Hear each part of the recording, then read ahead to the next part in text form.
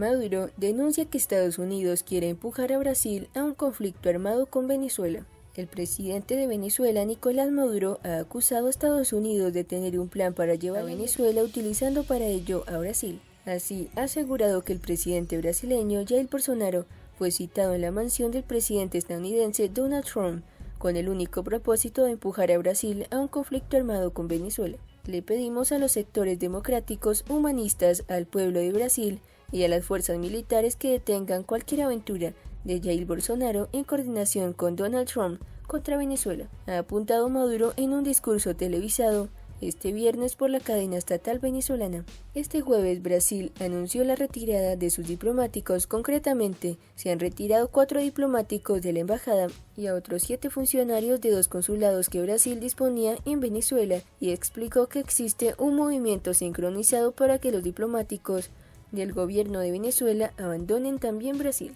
El Ministerio de Exteriores de Brasil todavía no ha decidido cómo se prestará asistencia consular a los brasileños residentes en Venezuela. Se trata de un gesto más de Bolsonaro contra el gobierno de Nicolás Maduro, después de que el mandatario brasileño haya reconocido en varias ocasiones la legitimidad del líder de la oposición, Juan Guaidó, como autoproclamado presidente de Venezuela. No obstante, la beligerancia mostrada contra la Venezuela de Maduro no es exclusiva de Bolsonaro, pues ya en 2017 el gobierno de Michel Temer apoyó la expulsión de Venezuela del Mercado Común del Sur, lo que motivó la salida de su embajador en Caracas, Rui Pereira. Desde entonces Brasil ha estado representado en Caracas por un encargado de negocios, mientras que Venezuela mantenía un representante provisional en Brasil, que con la llegada de Bolsonaro dejó de tener contacto con las autoridades del país en favor de María Teresa Velandría, la apoderada que designó Guaidó. Ex senadora colombiana vincula a Zapatero con las minas de oro de Maduro. La ex senadora colombiana Piedad Córdoba sostuvo que el expresidente del gobierno español, José Luis Rodríguez Zapatero, estaría vinculado con las minas de oro del dictador de Venezuela, Nicolás Maduro. Pero ustedes, ¿cómo están haciendo? Yo no logro entender. Se lo dije a Rodríguez Zapatero, yo no entiendo esto. Me dijo, a todos nosotros nos dieron una mina de oro. Nosotros explotamos y lo que nos llega por nuestro lado nos llega por acá, declaró Córdoba, según publicó el medio digital colombiano Las Orillas, que reseñó el diario español El Mundo. Córdoba participó en la reciente inauguración de un estadio de béisbol en La Guaira, la costa más cercana a Caracas, en pleno derrumbe económico y social en el país petrolero. La ex legisladora izquierdista preguntó a los allí presentes sobre cómo era posible semejante milagro económico pese al supuesto bloqueo que alega el chavismo, en un relato que deja más interrogantes que respuestas. La extracción de oro y su contrabando se han convertido en 2 herramientas fundamentales del régimen para eludir las sanciones internacionales. Las triangulaciones del oro pasan a menudo por Turquía y desde allí se distribuyen a otros lugares. Todo el mundo quiere el oro de aquí.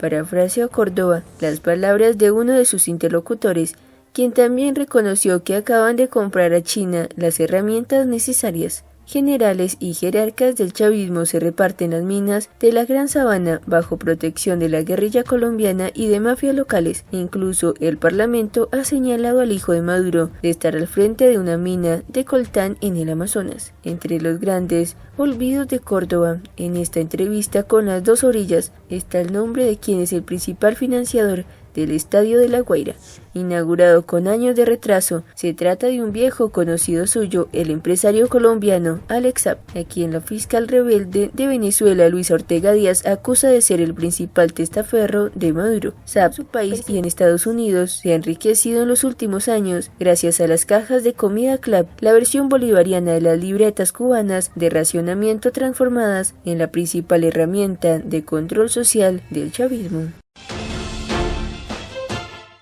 La más exitosa mentira de Marx fue llamar ciencia a sus creencias místicas. Hace ya tiempo había tomado yo nota del que la crítica socialista de Bakunin a Marx fue perfectamente acertada en sus predicciones, empleando similares conceptos a los de Marx de conflicto de clases. Concluía que una dictadura del proletariado daría lugar a una nueva clase opresora y a una nueva opresión, lo que no previó, porque ningún socialista podría preverlo sin por ello dejar de ser socialista, es que esa nueva clase caería finalmente por la inherente inviabilidad del totalitarismo económico en una sociedad compleja, en lugar de superación dialéctica por un comunismo superior, especialmente si ya no hay, según Marx, lucha de clases más que contra los remates de la burguesía capitalista derrotado. Bakunin adelantó la gris realidad del totalitarismo marxista y la hegemonía de una clase al mando de la dictadura en nombre del proletariado. Dilthas hubo de experimentarlo para llegar a aceptarlo, mientras la mayoría de los marxistas no lo aceptó ni el marxismo, como he sostenido más de una vez. Pues en tanto aceptamos que la mejor definición de religión sería la creencia del hombre en una innegable realidad que le trasciende y a la cual se subordina, encontrando significados trascendentes para sí mismo y para el otro. Al religarse con ella mediante ritos específicos, no queda la menor duda que el marxismo sería por definición una religión. Por lo demás, el marxismo es sin lugar a dudas para sus creyentes la única verdad, la todopoderosa verdad revelada de una dialéctica material incuestionable que trasciende toda religión, relevando la auténtica naturaleza de todo lo existente y profetizando el fin de la historia. Claro que a muchos les confunde el que los marxistas coloquen a toda religión en el terreno de la superestructura ideológica como mera mistificación de los intereses de la clase dominante, que proclamen ateísmo y persigan desde el poder la religión en la medida de lo posible. Pero eso lo único que nos revela es que se trata de una religión totalitaria, tan completa que no se limita a la negación y exterminio de cualesquiera otras,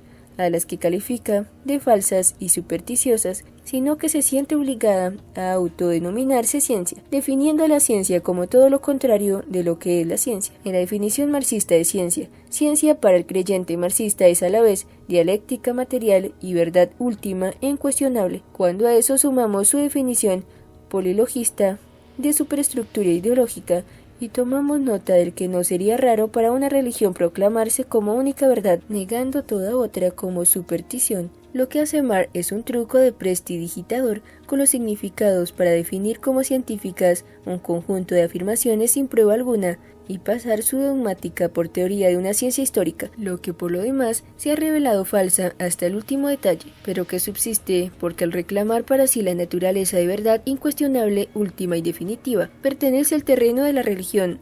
en la que el creyente prueba aferrarse a su creencia contra toda evidencia. En una religión con tiempo lineal, una tesis en creatología, teología de la creación, generalmente debe tener correspondencia en escatología, teología del fin de los tiempos. La gran pregunta de la creatología cristiana es saber por qué realizó Dios la creación, y la respuesta angustiana, adoptada por la Iglesia Ortodoxa Oriental, Católica Romana, así como las principales denominaciones protestantes y evangélicas, es que fue infinita bondad. Diferentes grupos heréticos desde los primeros tiempos del cristianismo han dado respuesta alterna, entre las que destaca la idea que Dios creó al mundo por su propio sentimiento de insuficiencia y necesidad de desarrollarse. La filosofía de Plotino parte de ahí y postula que la creación es la ruptura de unidad original ansiosa de desarrollarse, que en su separación debería tender a restablecer tal unidad original, pero ya en plenitud final, una vez desarrolladas las partes. Las consecuencias políticas de esa creatología y escatología de la alineación han incluido la agitación revolucionaria comunista desde muy temprano, relacionando la inevitabilidad del triunfo de la revolución comunista con el profetizando segundo adventimiento, la hegeliana idea de la superación de la alineación del hombre de Dios como un descubrimiento por parte de la especie humana de su naturaleza divina, es la clave de la posibilidad de una creatología y escatología potencialmente atea o materialista. Desarrollando esa potencialidad, el marxismo obtiene de su dialéctica material de la historia la misma fe revolucionaria que herejías cristianas, con las que comparte tradición, obtenían de su interpretación de las profecías del fin de los tiempos, con la ventaja de no sufrir competencia de otras interpretaciones de unos textos sagrados de los que ha prescindido, con motivos tan claros como los de la descalificación de Marx a sus antecesores socialistas, que calificaría despectivamente